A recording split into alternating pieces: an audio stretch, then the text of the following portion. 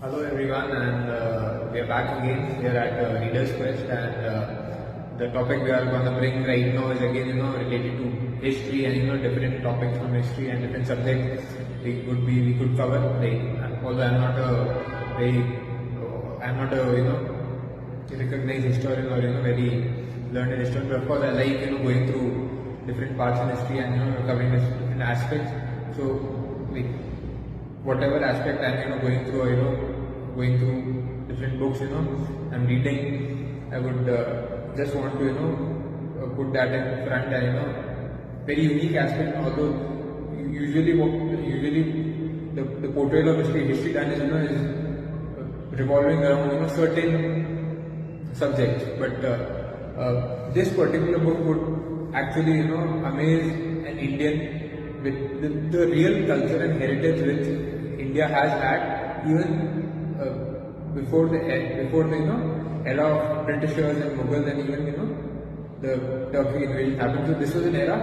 This is an era which actually which actually briefs all different hierarchies in Indian history and comes up with a very beautiful conclusion of the prime inventions or prime factual incidences which have impacted Indian society in real. So this particular book is The Land of Seven Rivers by Sandeep Sanyal, and you would actually find yourself amazed by just going through it. It's so well written and well compiled, I would say. So starting with one would get to know about Ashokan pillars which were established in different corners of our country.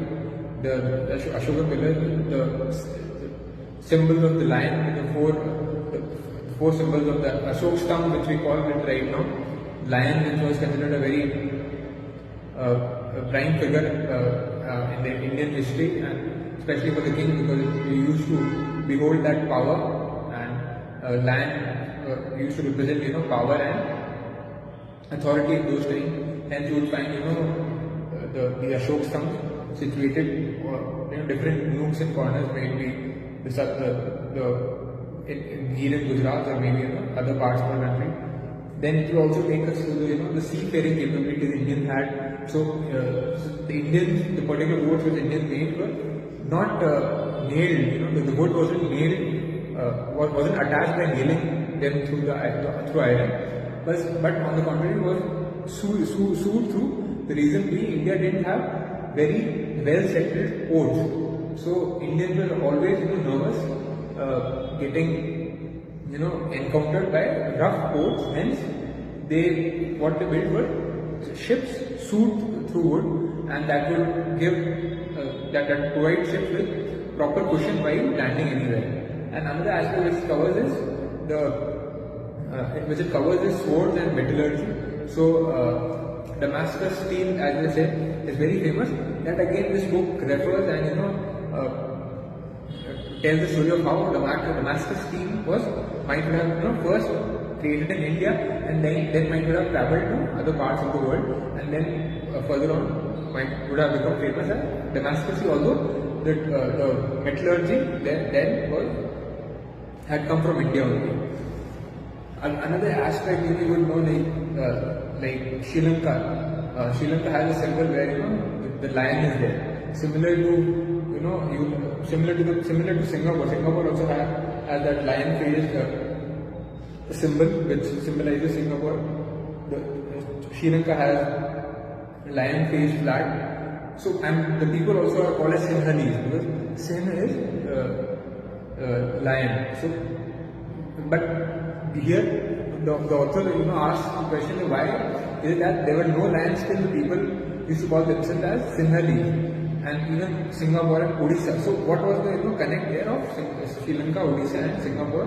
The connect was the origin where the ruling dynasty had come from was they considered themselves as descended through half man and half lion. Hence the language spoken in Sri Lanka is Sinhalese, and people there call them as Sinhala, and the flag also has been lion, and that that time would have originated from Odisha, some dynasty in Odisha. Another aspect this book covers is of course the coming of the Britishers, and the instruments of different instruments they had brought so as to map different countries. They were rulers of a huge chunk of the globe, and they had various instruments so as to map and recognize the amount of the area a particular region is covering. So it talks about those particular instruments and the journey of those Britishers, and even the founding of Mount Everest, which had taken place there in present-day Missouri. Also, it talks about the metals which Indian subcontinent has, about the Arabi ranges,